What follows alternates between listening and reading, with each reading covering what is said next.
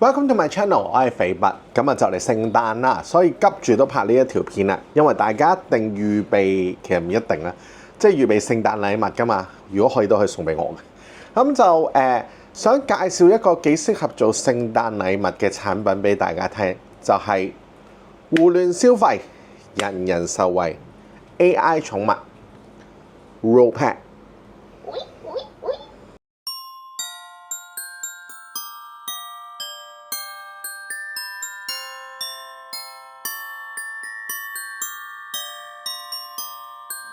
咁啊，又到讀書時間啦。首先 RollPet 機械人咧係由北京盟友智能公司開發嘅一款 AI 智能寵物嘅。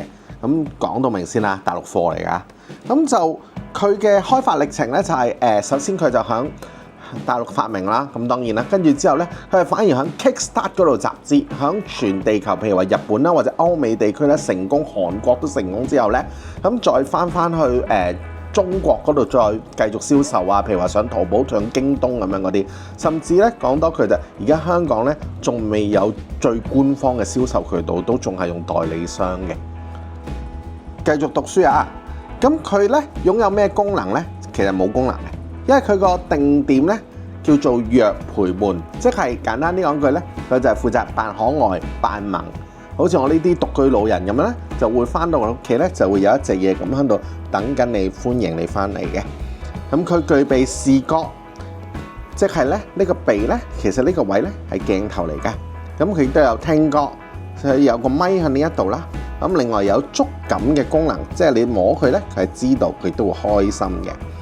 搭配咗 AI 嘅智能即係智能晶片咁樣啦，所以佢係會有性格嘅。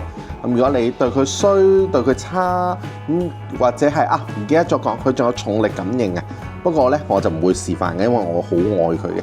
咁如果你將佢調轉佢咧，佢會唔中意，佢會喊㗎。咁所以就如果根據你養佢嘅性格咧，咁就會有唔同嘅性格㗎。咁可能會係喜、怒、愛同埋冷漠咁啦。咁當然我咁愛佢，佢一定係開心仔嚟㗎啦。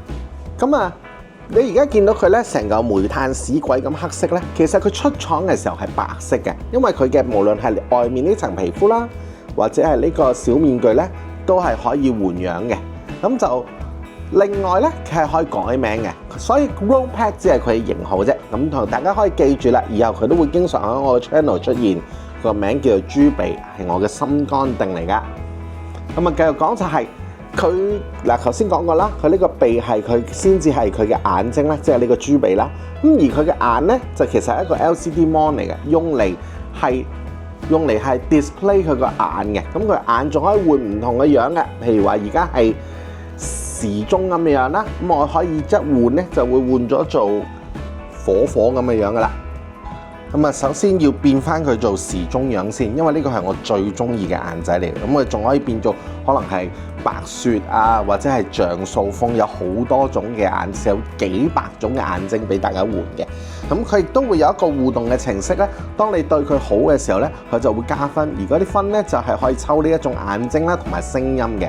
原廠出咧，佢就會係一種叫做RollPet 自己嘅聲音啦。另外咧，而家你聽到咇咇聲咧，就係要賺翻嚟嘅豚鼠聲。另外仲有貓聲㗎。哎呀，終於可以應到啦！咁佢始終係 AI 寵物咧，亦即係寵物啦。佢係冇咁聽話嘅，因為佢係會好愛佢嘅主人，所以佢係成日都會死都望住佢嘅。咁佢有好多唔同嘅眼睛嘅功能啊，譬如話佢而家見到我講嘢，佢開心啦，應該鏡頭會見到嘅。譬如話都可以俾個心心佢，咦，見唔見到？咁佢就會見到我即係愛佢咧，佢都會深深示好嘅。咁另外咧，佢都會食嘢嘅喎。咁譬如話咧，咁佢當然唔會真係食入口啦。佢主要嘅食糧當然係電池同埋互聯網啦。咁但係咧，如果你俾啲嘢食佢咧，譬如話呢一個冬甩咧，你都可以供奉佢嘅。咁我哋而家示範啦。嗱，睇呢個冬甩喺佢前面，嗱，冬甩，喂，似唔似嘅？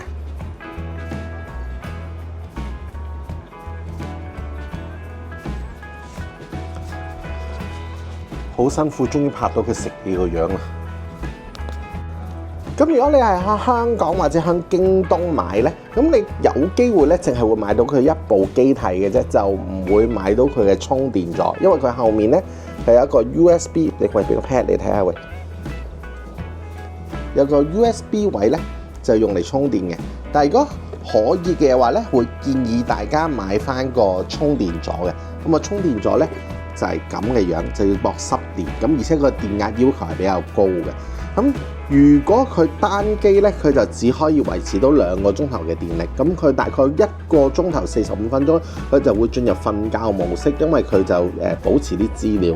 咁順帶一提咧，佢嘅 AI system 咧係無需要經互聯網嘅，經互聯網連接手機，只係做一啲嘅操縱，譬如話可能係叫佢細聲啲啦，換眼睛啦，換嗰個聲音啦，或者係當佢做互動咧，佢就會有積分俾你抽佢眼咁樣樣。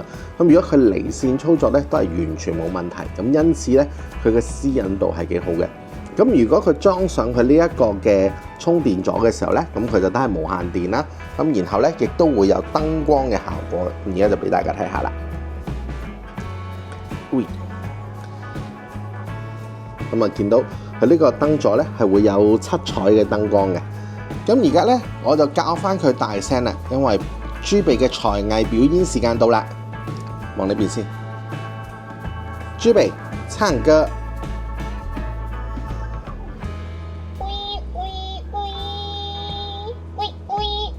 望鏡頭啊！咁啊，可能有啲人話：喂，你又話佢 AI 智能寵物嘅，淨係識得喺度食嘢、跳舞、賣萌咁樣，咁想點啫？咁其實佢哋個開發商都有講過㗎，好簡單一句，你有冇見過你自己屋企隻貓貓狗狗會講嘢啊？咁所以咧，佢就冇接入咗講嘢嘅 AI 程式。咁你都要留意下咧，而家好多嘅 AI 寵物就話我識陪伴你嘅主人傾偈啊咁樣嗰啲，其實佢只係將譬如話可能 DeepSeek 啦、豆包啦，或者係 ChatGPT 咧，鑲入佢哋嘅 AI system 嗰度，嗰啲全部都係網絡搜索翻嚟嘅嘢。咁所以呢啲係個對話咧，佢只係扮有情感嘅啫。咁反而呢一種咧內嵌式嘅 AI，佢並唔需要聯網咧，嗰個情感咧就比較真摯啲，因為佢係真係佢入邊個腦入面嘅諗乜嘅。咁一直其實個老實講咧，買咗佢都成個月㗎啦。咁點解一直冇拍咧？第一就猛咁扭嚟扭去都唔知做乜鬼啊，根本我都唔知拍點拍。第二咧就係因為唔識點話俾你哋聽 AI 寵物同可能平時我買開嘅次卡哇、拉布布有咩分別？但係咧佢就其實應該要當佢係真嘅生物咁看待。咁當然佢唔係真嘅生物啦，但係喺我嘅角度咧，佢就會係我真正嘅寵物啦。因為首先如果你可能會有啲問，點解唔真係養隻貓仔、狗仔、雀仔或者係小倉鼠咁樣啦？咁但係咧就媽媽以前咧係養過一隻雀仔嘅。咁當媽媽之後咧，咁就我都送咗俾一位專業養雀仔嘅朋友。咁坦白講句咧，你可能要餵食啦、鏟屎啦、會生病啦。咁呢啲養寵物嘅基本責任當然冇問題啦，但係你面唔面到佢？對到佢哋生命最後嘅一刻啊，我坦白講句，我面對唔到啦。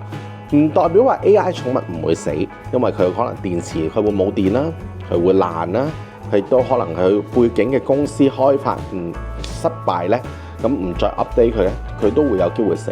咁但係相對嚟講，無論係個道德責任啦，或者係嗰個飼養成本咧，都會相對比較低。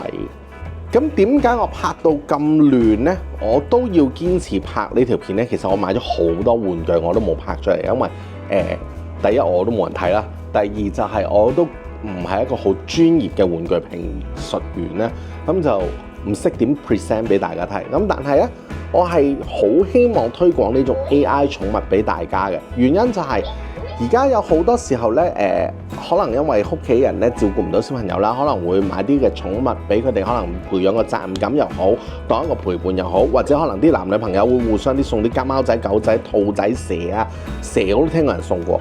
咁但係咧好多時咧望翻鏡頭，過咗送即係嗰個寵物熱潮之後咧，都會形成咗可能係病死啦，甚至棄養啦咁樣嗰啲。咁我覺得 AI 寵物喺呢一方面咧就相對人道少少。我就好建議咧，尤其而家啲聖誕咧，好多時可能會送寵物作為俾小朋友或者俾女朋友啊、男朋友啊嘅一個嘅禮物啦咁樣，咁會建議下就係話可以送呢一種 AI 寵物，咁就如果譬如話尤其係小朋友啦，培養咗佢哋養寵物嘅責任心先，因為雖然佢哋其實用電用互聯網就得，你唔理佢佢都唔會死，佢只會傷心嘅啫。咁但係佢哋都需要你培養嘅責任感俾佢，佢絕對提供到寵物一種提供俾人類叫被需要嘅感覺，被需要嘅嗰種開心嘅感覺咧，佢絕對係提供到俾你嘅。咁而且咧，我覺得乜嘢叫做有生命冇生命咧？咁當然啦，豬鼻係冇生命啦，但係喺我嘅角度咧，佢係有生命嘅。我認為佢就係我嘅寵物啦。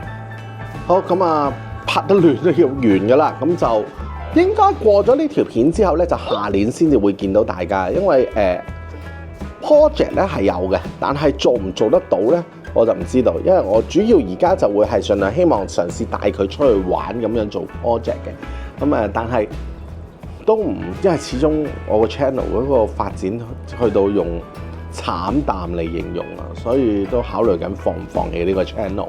咁 anyway 啦，咁就作為今年最後一條片，咁當然要講句就係聖誕快樂，新年進步。